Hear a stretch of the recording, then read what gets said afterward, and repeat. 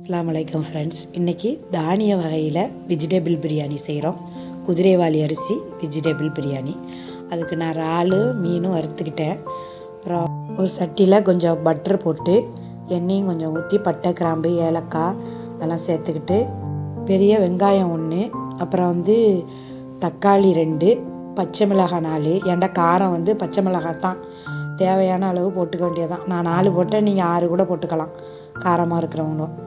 அப்புறம் carrot, beans, பச்சை பட்டாணி இதெல்லாம் போட்டு பால் 10 ரூபா பால் பாக்கெட்டில் 2 ஊற்றுனேன். அதை ஊற்றி உப்பு போட்டு நம்ம அதை எண்ணெயில் வேக வச்சிடணும். அப்புறம் நம்ம குதிரைவாலி அரிசியை நம்ம கழுவி அதையும் சேர்த்து நம்ம தண்ணி, அதுக்கு தேவையான தண்ணி 1க்கு 3 வைக்கணும். வச்சு அதை நம்ம தம்மில் போட்டுறணும். மேலே வெயிட் வைக்கணும்.